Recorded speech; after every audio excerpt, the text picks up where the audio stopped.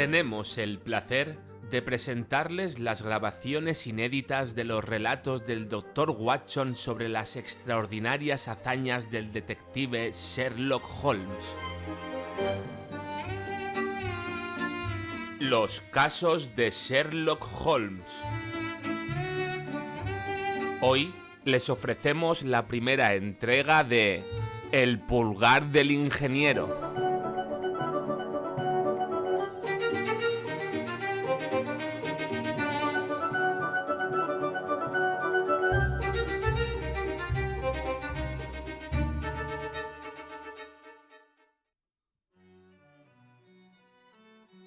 De todos los problemas que se han sometido a la consideración de mi amigo el señor Sherlock Holmes durante los años que duró nuestra relación, solo hubo dos que le llegaron a través de mí: el del pulgar del señor Hatherley y el de la locura del coronel Warburton. De estos, quizá el último ofreciera un campo más propicio para un observador agudo y original, pero el otro era tan extraño en su concepción y tan dramático en sus detalles que quizá merezca más ser consignado por escrito, aunque ofreciera a mi amigo menos oportunidades para aquellos métodos deductivos de razonamiento mediante los cuales lograba resultados tan notables. La historia, según creo, ha sido contada más de una vez en los periódicos, pero, como todas esas narraciones, su efecto es mucho menos impactante cuando se expone en bloque en una sola columna y media de imprenta que cuando los hechos se desarrollan lentamente ante tus propios ojos y el misterio se aclara gradualmente a medida que cada nuevo descubrimiento permite avanzar un paso más para llegar a la verdad completa. En su momento, las circunstancias me produjeron una honda impresión y, a pesar de que han pasado ya 2 años, todavía no se ha debilitado ese efecto. Fue en verano de 1889, no mucho después de mi matrimonio, cuando ocurrieron los hechos que ahora voy a resumir. Había vuelto a la práctica médica y había abandonado a Holmes en sus habitaciones de Baker Street, aunque lo visitaba continuamente e incluso, ocasionalmente, lo persuadía para que renunciara a sus hábitos bohemios hasta el punto de venir a visitarnos él a nosotros. Mi consulta había aumentado de manera constante y, como vivía a no mucha distancia de la estación de Paddington, conseguí algunos pacientes entre los funcionarios del ferrocarril. Uno de ellos, un guarda a quien había curado de una enfermedad dolorosa y prolongada, no se cansaba de anunciar mis virtudes y de intentar enviarme a todo sufriente sobre el que pudiera tener alguna influencia. Una mañana, un poco antes de las 7, me despertó la doncella llamando a la puerta para anunciar que 2 hombres habían venido de Paddington y me esperaban en la consulta. Me vestí apresuradamente, pues sabía por experiencia que los casos ferroviarios rara vez eran triviales, y bajé rápidamente. Al descender, mi viejo aliado, el guarda, salió de la habitación y cerró la puerta firmemente tras de sí. «Lo tengo aquí», susurró, señalando con el pulgar por encima del hombro. «Está bien». «¿Qué pasa entonces?», pregunté, pues su actitud sugería que se trataba casi de alguna criatura extraña a la que había enjaulado en mi consulta. «Es un paciente nuevo», susurró. «Pensé traerlo yo mismo, así no podría escabullirse. Ahí está, sano y salvo. Debo irme ahora, doctor. Tengo mis deberes igual que usted». Y así se marchó mi fiel reclutador, sin siquiera darme tiempo para darle las gracias. Entré en mi consulta y encontré a un caballero sentado junto a la mesa. Vestía discretamente un traje de tweed de color brezo con una gorra de paño suave que había dejado sobre mis libros. Alrededor de una de sus manos llevaba enrollado un pañuelo completamente moteado con manchas de sangre. Era joven, no más de 25 años diría yo, con un rostro masculino y fuerte pero extremadamente pálido. Me dio la impresión de que se trataba de un hombre que estaba sufriendo una fuerte agitación, tan grande que requería de toda su fuerza de voluntad para controlarse. «Siento molestarle tan temprano, doctor», dijo, «pero he tenido un accidente muy grave durante la noche. He llegado en tren esta mañana y al preguntar en Paddington dónde podía encontrar un médico, un buen tipo, muy amablemente me ha acompañado hasta aquí. Le he dado una tarjeta a su doncella, pero veo que la ha dejado en la mesita auxiliar». La tomé y la miré. «Señor Víctor Hatherley», ingeniero hidráulico, 16A Victoria Street, tercer piso. Ese era el nombre, título y domicilio de mi visitante matutino. Lamento haberle hecho esperar, dije sentándome en mi silla de consulta. Supongo que viene recién llegado de algún viaje nocturno, que de por sí es una ocupación monótona. ¡Oh! Mi noche no podría calificarse de monótona, dijo, rompiendo a reír. Rió con toda su alma, con una nota alta y resonante, estridente, reclinándose en la silla y golpeándose en los costados. Todos mis instintos médicos se alarmaron con aquella risa. ¡Basta!, grité. ¡Contrólese! Y serví un poco de agua de una garrafa. Sin embargo, fue inútil. Había caído en uno de esos arrebatos histéricos que sobrevienen a una naturaleza fuerte cuando pasa por una gran crisis.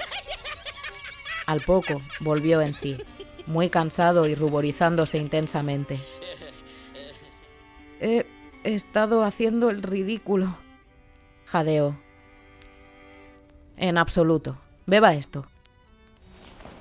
Eché un poco de coñac en el agua y el color empezó a volver a sus mejillas. Así está mejor, dijo. Y ahora, doctor, quizá tenga la amabilidad de echar un vistazo a mi pulgar, o más bien al lugar donde solía estar mi pulgar. Desenrolló el pañuelo y extendió la mano. Incluso a mis nervios endurecidos les produjo un estremecimiento mirarla.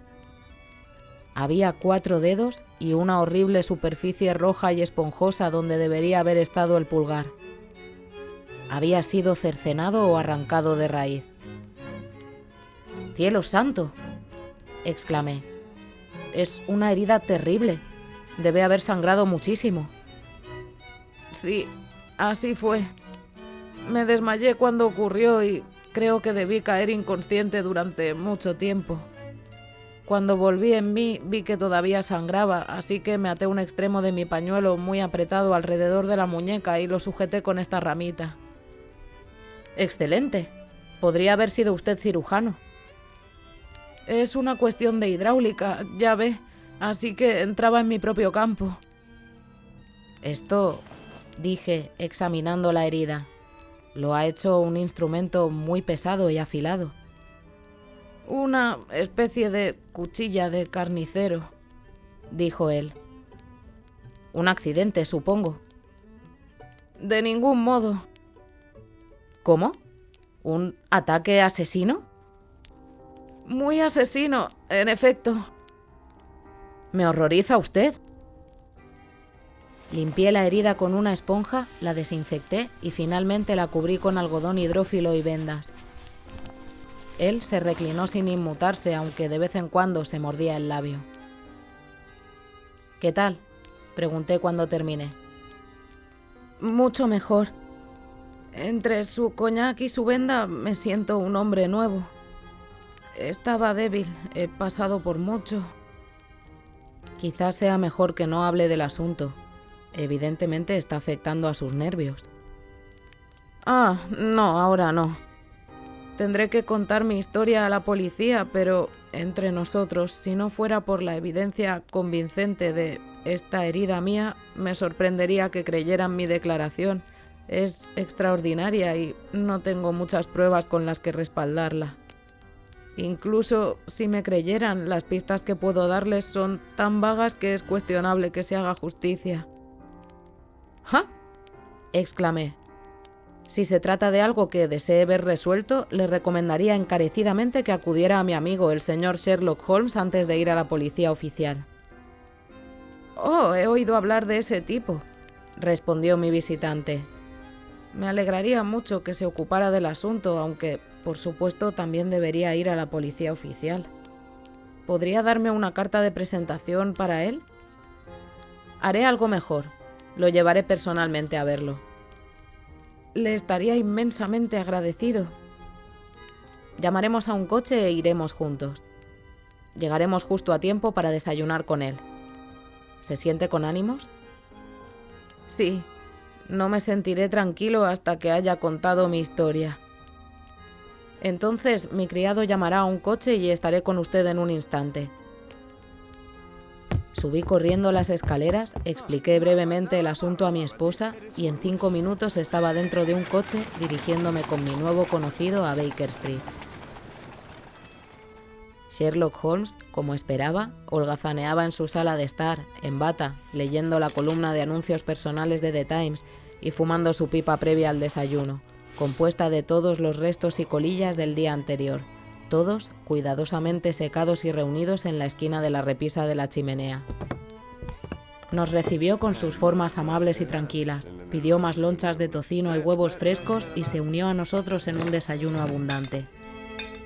Cuando terminamos, instaló a nuestro nuevo conocido en el sofá, colocó un cojín bajo su cabeza y dejó un vaso de coñac con agua a su alcance. «Es fácil ver que su experiencia no ha sido común, señor Hatherley», dijo. «Le ruego que se tumbe y se sienta como en su casa. Cuéntenos lo que pueda, pero deténgase cuando esté cansado y mantenga sus fuerzas con un poco de estimulante». «Gracias», dijo mi paciente. «Pero me he sentido otro hombre desde que el doctor me vendó y creo que su desayuno ha completado la cura. Le robaré el menor tiempo posible, así que empezaré de inmediato con mis peculiares experiencias». Holmes se sentó en su gran sillón con esa expresión cansada y de párpados pesados que velaba su naturaleza aguda y entusiasta, mientras yo me sentaba frente a él y escuchamos en silencio la extraña historia que nuestro visitante nos detalló.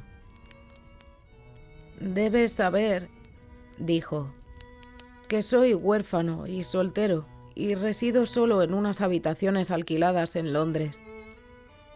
De profesión soy ingeniero hidráulico y he adquirido una experiencia considerable en mi trabajo durante los 7 años que estuve de aprendiz en Benner y Matherson, la conocida firma de Greenwich.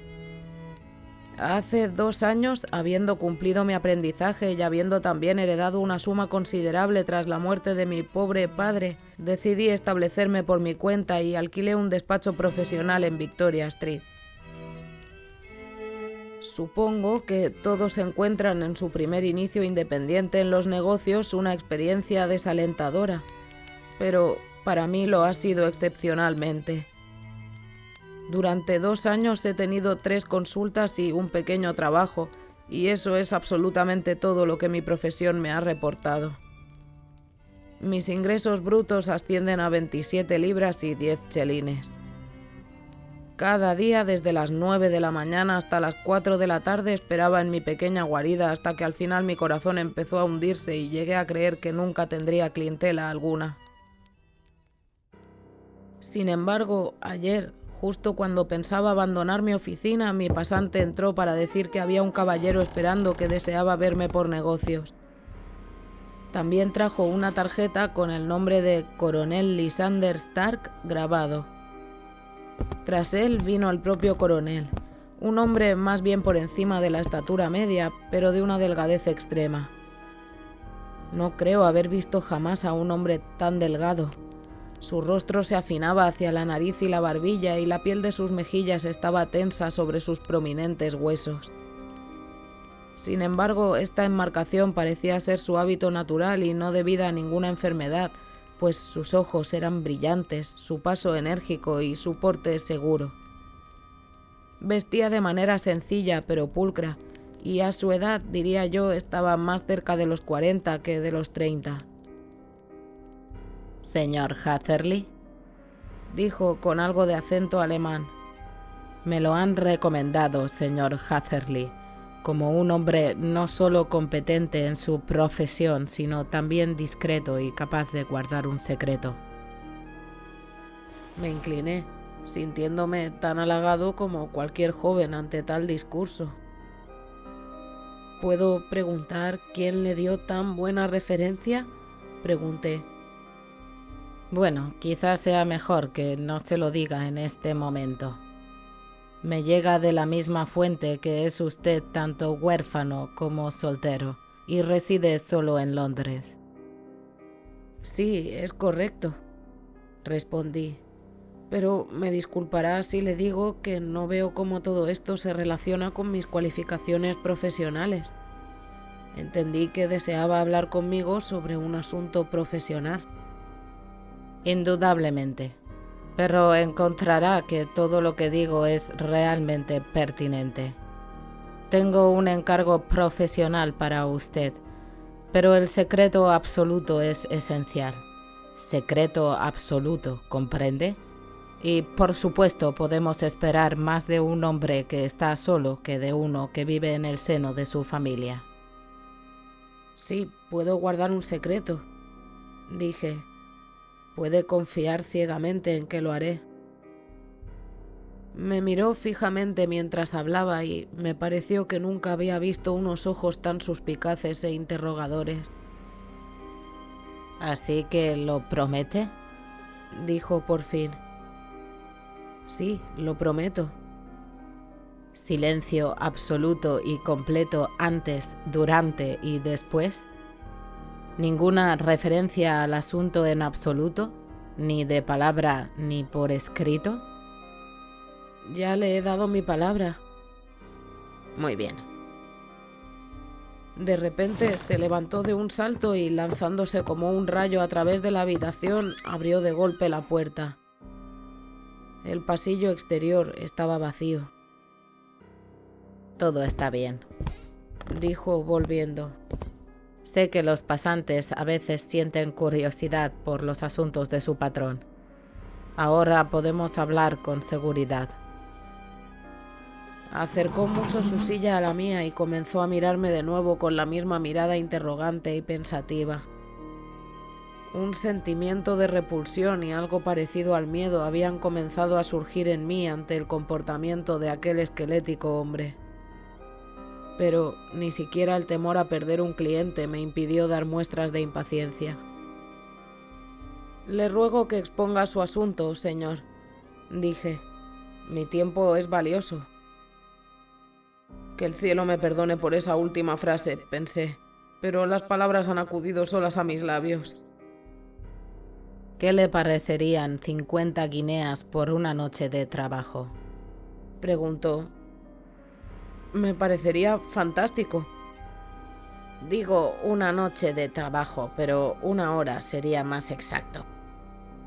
Solo quiero su opinión sobre una prensa hidráulica para estampar que se ha estropeado. Si nos muestra que está mal, pronto la arreglaremos nosotros mismos. ¿Qué le parece un encargo así? El trabajo parece fácil y la paga magnífica. Precisamente. Querremos que venga esta noche en el último tren. ¿A dónde? A Eyford, en Berkshire. Es un pequeño lugar cerca de la frontera con Oxfordshire y a unas 7 millas de Reading.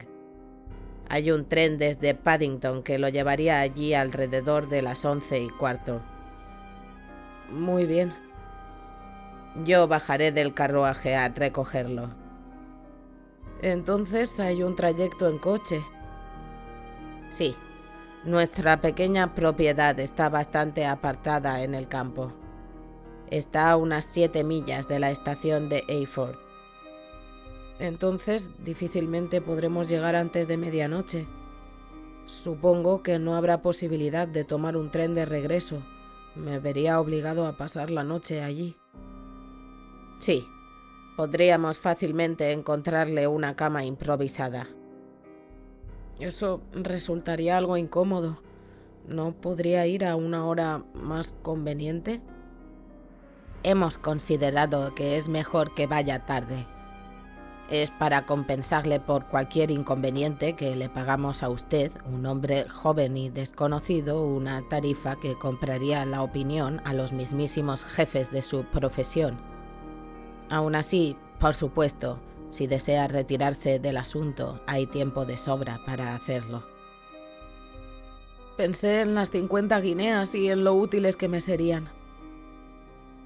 En absoluto, dije. Estaré muy feliz de acomodarme a sus deseos. Sin embargo, me gustaría entender un poco más claramente qué es lo que desea que haga. Desde luego. Es muy natural que la promesa de secreto que le hemos exigido haya despertado su curiosidad. No deseo comprometerlo a nada sin que tenga toda la información. Supongo que estamos absolutamente a salvo de oídos indiscretos. Completamente. Entonces, el asunto es el siguiente. Probablemente sepa que la tierra de Batán es un producto valioso y que solo se encuentra en 1 o 2 lugares de Inglaterra. Así lo he oído.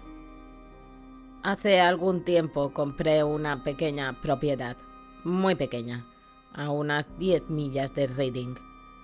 Tuve la suerte de descubrir que había un depósito de tierra de Batán en uno de mis campos. Sin embargo, al examinarlo, descubrí que ese depósito era relativamente pequeño y que formaba un eslabón entre otros 2 mucho más grandes a derecha e izquierda.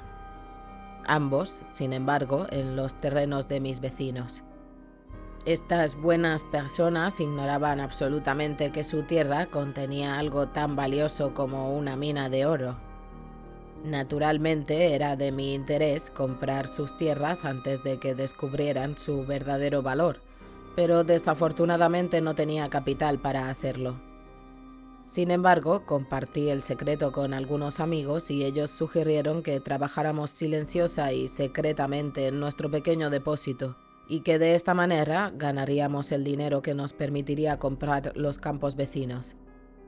Esto es lo que hemos estado haciendo durante algún tiempo y para ayudarnos en nuestras operaciones instalamos una prensa hidráulica.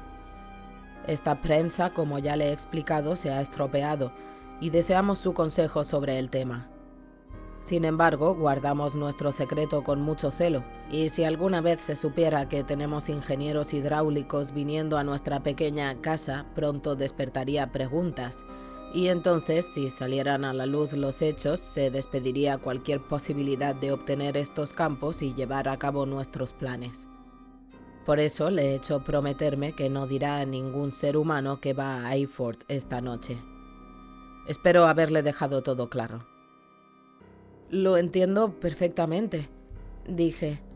El único punto que no lograba entender del todo era qué uso puede darle usted a una prensa hidráulica en una excavación de tierra de Batán que, según tengo entendido, se extrae como la grava de una cantera.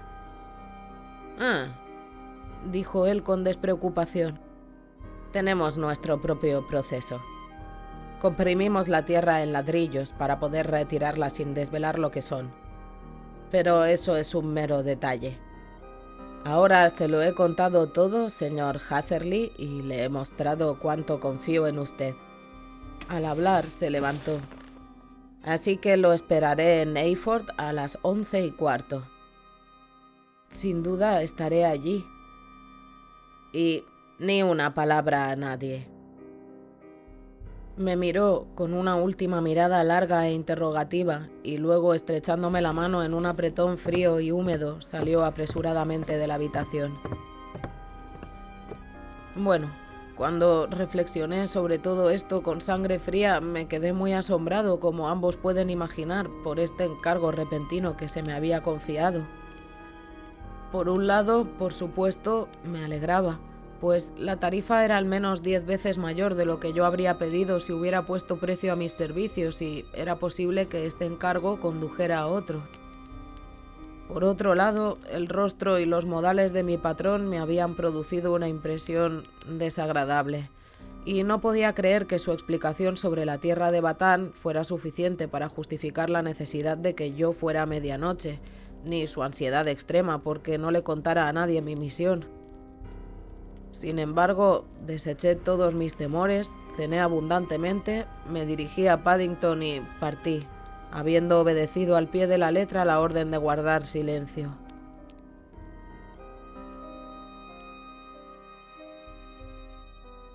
El pulgar del ingeniero, de Sir Arthur Conan Doyle.